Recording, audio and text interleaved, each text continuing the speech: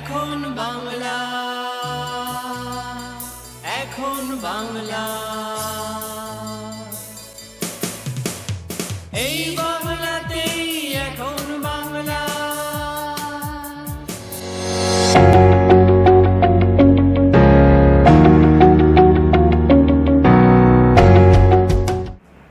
নমস্কার, আপনারা দেখছেন এখন বাংলা।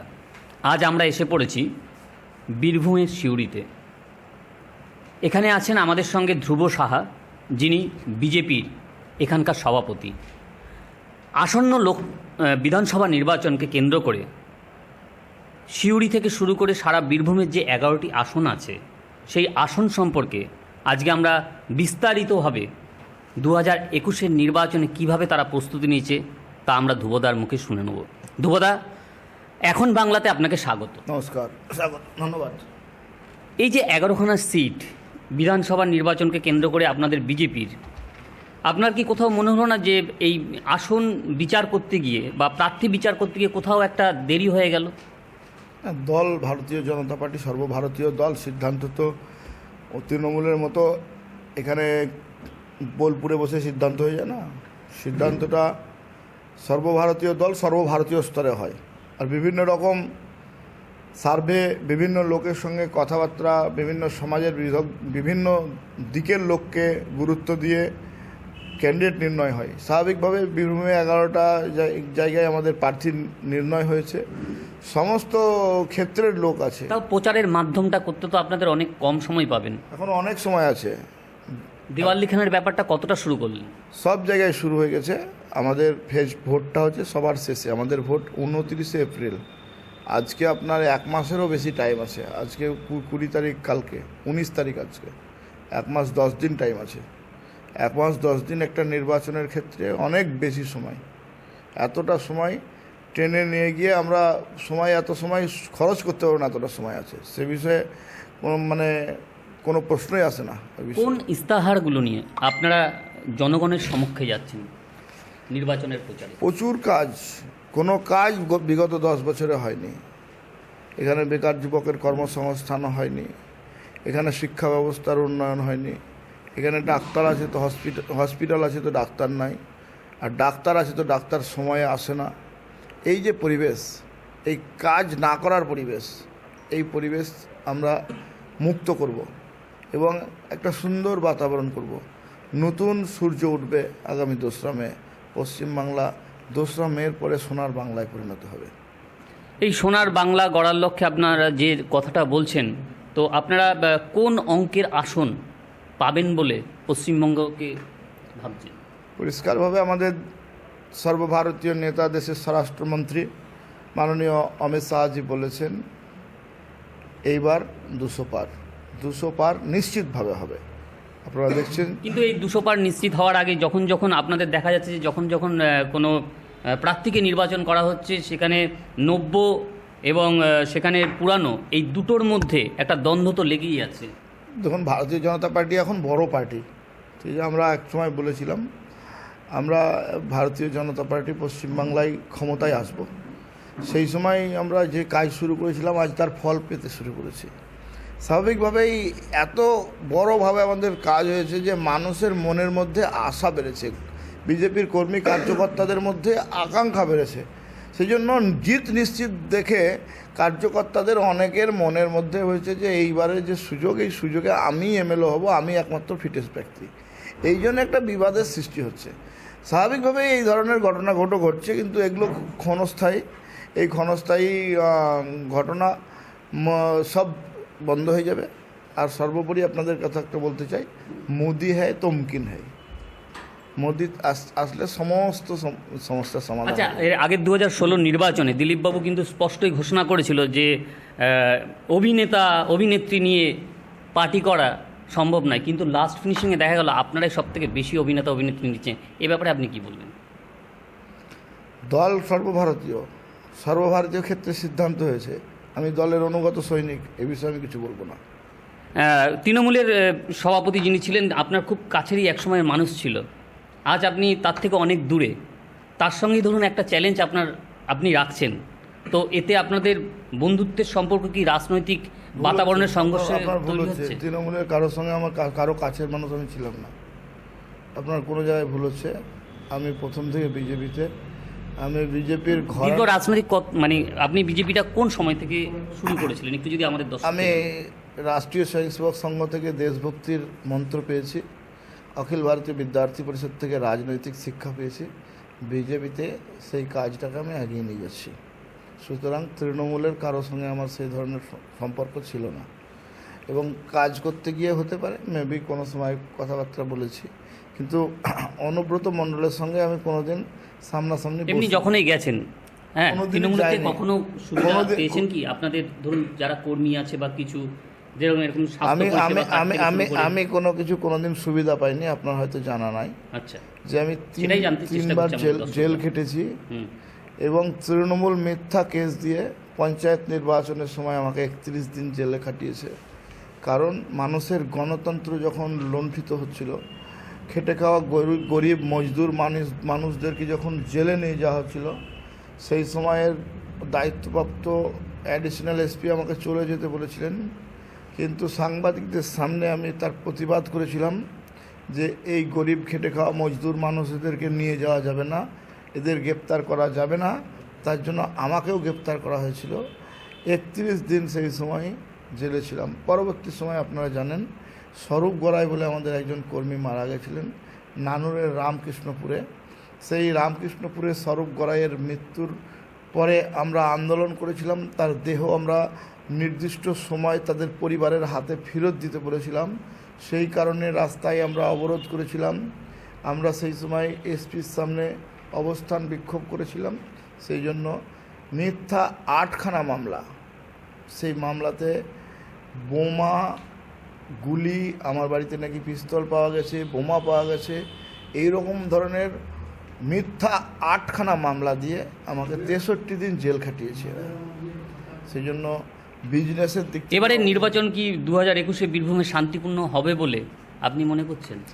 অলরেডি শান্তিপূর্ণ হতে শুরু করেছে। তৃণমূল গুটিয়ে গেছে, ফিল্ডে কোথাও তৃণমূল নাই। শুধু পুলিশ প্রশাসনকে কাজে লাগাতে চাইছিল, কিন্তু পুলিশ প্রশাসন এখন আর কয়েকদিন থামুন, দেখুন পুলিশ প্রশাসনকে কোন দিকে গুটিয়ে পালাবে। মাঠে পুলিশ প্রশাসন থাকবে লাইসম্যানের মতো, এখানে রেফারি নেমে গেছেন সিআরপিএফ। সুতরাং মানুষ নিশ্চিতভাবে তাদের ভোটাধিকার প্রয়োগ করতে পাবে, এবং এই নির্বাচনে মানুষ গণতন্ত্রের পক্ষে রায় দেবে, ভারতীয় জনতা পার্টির পক্ষে রায় দেবে। আচ্ছা, এই যে নির্বাচন 2021-এর, আপনি বলছেন যে আপনার ক্ষেত্রে এই দিনগুলো অনেকটাই দিন আছে, প্রায় 40টা দিন। এই 40টা দিনের মধ্যে এই 11খানা বিধানসভাকে আপনি কিভাবে সামলাবেন আপনার দিক থেকে? সমস্ত বিধানসভায় যাব আমরা। আপনাদের জানা আছে যে ভারতীয় জনতা ইতিমধ্যে কিন্তু আমরা সমীক্ষা করেছি বা আমরা নিজেরাও হেঁটেছি দুদিন ধরে, দেখলাম তৃণমূলের প্রত্যেকটি প্রার্থী তারা দৌড়ে দৌড়ে পৌঁছে গেছে ইতিমধ্যে, যার ফুটেজ আমাদের কাছেও আছে। কিন্তু আপনাদের প্রার্থীরা কি সেভাবে যেতে পেরেছে? বাংলায় একটা কথা আছে, শেষ ভালো যার সব ভালো তার। শেষ প্রচারটা বিজেপির ভালো হবে এবং বিজেপির পক্ষেই রায় আসবে। প্রথম দিকটা ওরা করলে কি হবে, বিজেপির সঙ্গে মানুষ আছে সেটা দেখতে পাবেন। আপনাদের কোন কোন আসনগুলো পুরো ধরা বাঁধা বলে মনে হচ্ছে? আমাদের 11টা আসন ধরা বাঁধা। 11টা আসনেই ভারতীয় জনতা পার্টি জয়যুক্ত হবে। তৃণমূল এখানে 11খানাতে শূন্য রেজাল্ট করবে। এরা যেভাবে গরিব মানুষের টাকা খেয়েছে, গরিব বেকার যুবক টাকা নাই বলে চাকরি পায়নি, অথচ বিএড টেট পরীক্ষায় এরা নাম্বার পেয়েছে, শুধুমাত্র মৌখিক পরীক্ষায় নাম্বার পয়সা দিতে পারেনি বলে নাম্বার পায়নি, 10 লাখ 12 লাখ টাকা দিতে পারেনি বলে প্রাইমারি স্কুলের চাকরি পায়নি, এসএসসির চাকরি পায়নি, সরকারি কোনো রকম চাকরি পায়নি। তার মানে আপনি বলছেন সোনার বাংলাটা স্বচ্ছ বাংলা হবে 2021-এর নির্বাচনে যদি বিজেপি জেতে। এটা কি একদম বাস্তবভাবে আপনি কি মনে করেন সঠিক হবে? নিশ্চিতভাবে বাস্তব ঠিক হবে। দেখুন, বৃক্ষ তোমার নাম কি ফলেন পরিচয়। ভারতীয় জনতা পার্টি ভারতবর্ষব্যাপী পরীক্ষিত সত্য। গুজরাটের কি পরিস্থিতি ছিল, আজকে গুজরাট শুধু ভাইব্র্যান্ট হয়ে গেছে। গুজরাট একটা ব্যান্ড ভারতবর্ষে। কেন? গুজরাট করে দেখিয়েছে, বন্দরের উন্নয়ন ঘটিয়েছে, শিল্পের উন্নয়ন ঘটিয়েছে, শিক্ষা ব্যবস্থার উন্নয়ন ঘটিয়েছে, স্বাস্থ্যের উন্নয়ন ঘটিয়েছে। মধ্যপ্রদেশের কি পরিস্থিতি ছিল, রাজস্থানের কি পরিস্থিতি ছিল, যখন যখন বিজেপি ক্ষমতায় এসেছে সমস্ত ক্ষেত্রে উন্নয়ন ঘটিয়েছে। যদি সেই সমস্ত জায়গায় বিজেপি করতে পারে তাহলে পশ্চিম বাংলাতেও বিজেপি পারবে, এটাই বিশ্বাস। আমরা যার উপরে বসে আছি সেটা হচ্ছে খেলা হবে। তো এই খেলা হবে, তো মোদিও বলছে খেলা হবে, কিন্তু আমি আজ বীরভূমের বিজেপি সভাপতির থেকে জানতে চাই আপনারা কোন খেলাটা খেলতে চাইছেন? দেখুন, আপনি ভুল বললেন। মোদিজি যেটা বললেন আমিও সবার সেটা থেকে কিন্তু বলেছিলাম। ঘোষণা করেছে, খেলা না না না, হবে দিদি, খেলা হবে। ভুল আপনি ভুল শুনেছিলেন। মোদিজি বলেছিলেন খেলা শেষ হবে। আমি প্রথম দিন যেদিনকে কেষ্টবাবু বলেছিলেন সেদিনও আমি বলেছিলাম খেলা শেষ হবে। মোদিজি আমার কথা শুনে বলেছেন এরকম নয়, আমরা বিচারধারা বিশ্বাস করি। আমাদের বিচারধারা হচ্ছে কাদেরকে নিয়ে খেলা হবে, মানুষের জীবন নিয়ে। গতকাল বাপি আকরে, গত পরশু বাপি আকরে, এখানে তার পরিবার আমার কাছে আছে। এখন বাপি আকরকে হত্যা করা হলো। বাপি আঁকুরের ছোট 2 বছরের শিশুর তার বাবা বলতে পারবে না এই খেলা, বাবার স্বাদ পাবে না এই খেলা। তার ওই বউ স্ত্রীটা আমার বাড়ি আপনার বাড়ির মতো কারো বাড়ির মতো মেয়ে, বিধবা হয়ে তাকে জীবন কাটাতে হবে। এই খেলা, এই সমস্ত খেলা ভারতীয় জনতা পার্টি শেষ করবে। মোদিজি বলেছেন খেলা শেষ হবে, তারও আগে উনি যখন বলেছিলেন খেলা হবে আমি তখনই বলেছিলাম যে খেলা শেষ হবে। ধ্রুবদা, আমি মেনে নিলাম, তর্কের খাতিরে মেনে নিলাম যে আপনারা 2021-এর নির্বাচনে রাজ্য থেকে আসছেন। তো বীরভূম এলাকাবাসীর জন্য আপনার প্রথম কাজ কি হবে? বীরভূমে সুস্থ স্বাভাবিক পরিবেশ তৈরি করা, সন্ত্রাস মুক্ত বীরভূম তৈরি করা। একটা সময় ছিল রবীন্দ্রনাথ ঠাকুরের নামে বীরভূম জানতো, একটা সময় ছিল মা তারার নামে বীরভূম জানতো, তারাশঙ্কর এই জায়গা বন্দ্যোপাধ্যায়। থেকে আরেকটা আমার প্রশ্ন যাক, যে আপনি যখন বলছেন বীরভূম অর্থাৎ শান্তিনিকেতন বিশ্বভারতী, আজকে নাকি সেটা নাকি আপনাদের দখলে চলে গেছে। বিপক্ষ আমাকে বলছে তো বলতে বারবার। দিন, আপনার প্রশ্নটা কমপ্লিট হোক, তারপর সেকেন্ড প্রশ্ন করবেন। তারাশঙ্কর বন্দ্যোপাধ্যায়ের নামে বীরভূম ছিল, আর আজকে কেষ্টমণ্ডলের দৌলতে বীরভূম হয়ে গেছে বোমা বারুদ আর অকথা কুকথার বীরভূম। সেই জন্য আমরা আবার রবীন্দ্রনাথ তারাশঙ্করের বীরভূম ফিরে আনতে চাই। সেটা আপনারা কিভাবে সম্ভব, যে সাংস্কৃতিক যে একটা মেলবন্ধন ছিল বিশ্বভারতীতে বা শান্তিনিকেতনের টোটাল জায়গায়, আপনারা বলছেন সেখানে আজকে একটা অরাজনৈতিক বাতাবরণ তৈরি হয়েছে। তো এইটাকে সুন্দর স্বাভাবিক করতে প্রথম প্রয়াস আপনার কি থাকবে? দেখুন, সিস্টেমটা সরকার নিয়ে আসে, সরকারের সৎ উদ্যোগ থাকলে সমস্ত কিছু হয়। এই সরকারের উদ্যোগটাই সৎ নয়, এদের শুধু টু ডু সাম আর্ন, কিছু রোজগার করব এই মানসিকতা। সেই জন্য এই মানসিকতা ভারতীয় জনতা পার্টির কর্মীদের নাই। ভারতীয় জনতা পার্টির কর্মীদের কার্যকর্তাদের কিছু করব। আমরা স্বামী বিবেকানন্দের কথাই বিশ্বাস করি। স্বামী বিবেকানন্দজি বলেছেন যে জন্মেছিস তখন দাগ কেটে যা। দাগ কেটে যা মানে টাকা রোজগার করে যা নয়, ভালো কিছু করে যা। দেখুন, রোজগার হবে, টাকা মানুষ রোজ থাকবে, কিন্তু ভালো কিছু করে গেলে তার দাম থাকবে। এখনও কিন্তু মালদাতে সবাই গনি খানের নাম করে, একদম, কিন্তু বীরভূমে কেষ্টমোড়ল যেদিন চলে যাবে ওর বাড়িতে হাজার হাজার লাখো লাখো যুবকেরা টাকা চাইতে বাড়িতে যাবে। যাদের বাড়িতে টাকা নিয়েছিল 8 লাখ 10 লাখ টাকা করে টাকা নিয়েছিল, সেই টাকা দিয়েছে, চাকরি পায়নি, তারা টাকা চাইতে যাবে। সেই জন্য কাজ করলে, দাগ কেটে গেলে সারা সময় নাম করে। সুনীতি চট্টরাজের নাম সিউড়ির মানুষ এখনও মনে রেখেছে, অনেক কাজ করেছেন পজিটিভ। মোতাহার হোসেনের আমাদের স্বরাষ্ট্রমন্ত্রী ছিলেন, মোরারই থেকে হসপিটাল করে দিয়েছে, এখনও নাম মনে রেখেছে। কিন্তু ভালো কাজ কি করেছে এরা? তৃণমূল এখানে কেষ্টমণ্ডল উন্নয়ন দাঁড় করিয়ে রেখেছে বলে পঞ্চায়েতের সময় মানুষকে সাদা কাপড় বেঁধে ফাটা বাঁশ নিয়ে মানুষকে মেরেছে, গণতন্ত্র হত্যা করেছে। সুতরাং এরা এই ধরনের যে কাজ করেছে, মানুষ এদেরকে বদল করবে এবং বদলাও নেবে। এই যে আমাদের 2021-এর 2রা মে ফলাফল যাই হোক না কেন, ধ্রুবদার পক্ষে কি এই নির্বাচন সত্যিকারের কি উপরের কথায় যে একদম সোজা, না সত্যি বাস্তবে তা কঠিন? কোনো লড়াইকেই সোজা এবং সহজভাবে দেখা উচিত নয়, প্রতিপক্ষকে দুর্বল ভাবা উচিত নয়। সেজন্য আমিও ভাবছি না, লড়াই কঠিন এবং এই কঠিন লড়াই জিতব। লড়াই যদি কঠিন না থাকে তাহলে লড়াই করতেও ভালো লাগে না। সেই জন্য লড়াই কঠিন হলেও আমরা জিতবো, এটা নিশ্চিত। শুভেন্দুদা আসাতে আপনাদের কতখানি মনোবল বেড়েছে বা আপনাদের কর্মীদের উপর কতখানি তার প্রভাব পড়েছে? অনেকেই এসছে, সবাই এসছে, বিজেপিকে সম্পৃক্ত করেছে। বিজেপি গঙ্গা জল, এখানে সবাইকে গঙ্গা জলে সবাই যেমন অন্যান্য জল মিশে গেলে যেমন পবিত্র হয়ে যায়, এখানে সবাই এসে আমাদের পবিত্র হয়ে গিয়ে ভালো কাজ, দেশের কাজ, রাষ্ট্রের কাজে লেগে গেছে। মোটামুটি ধ্রুবদা কত মনে করছেন পশ্চিমবঙ্গে আপনাদের আসন সংখ্যা কত হতে পারে? এই আগেই বলেছি, এইবার 200 পার। এইবার 200 পার। 18 যখন আমরা দেখলাম যে 2019-এর লোকসভা, তখন অমিতজি বারবারই ঘোষণা করছিলেন 20-22। এবারও মোদিজি ঘোষণা করছে বিধানসভা নির্বাচনে 200 অতিক্রান্ত। সেখানেও দেখা গেছে যে যদি আমি পার্সেন্টেজের বিচার করি, সেখানে দেখা গেছে যে পার্সেন্টেজটা কমেছে, তো এখানে যদি কমে তাহলে তো 200 পার হচ্ছে না। নিশ্চিতভাবে হবেন, অমিত শাহ বলেছেন, আমরা ওনার প্রতি ভরসা আছে। 23 তো হয়ে গেছিল না, দেখুন আপনি একটা সিটে 1500 ভোটের লোকসভায় হারাটা কোনো ব্যাপার নাই, আর একটা সিটে জিতার পরেও হারিয়ে দেওয়া হয়েছে। তো এই ধরনের অনেক ঘটনা ঘটেছে, তারপরেও রেজাল্ট হয়েছে। সেজন্য উনি যখন যেখানে বলেছেন রেজাল্ট হয়েছে। দু এক জায়গায় ব্যতিক্রম হয়েছে। পশ্চিমবাংলাতে আমি আপনাদেরকে বলছি নিশ্চিতভাবে 200 পার হবে।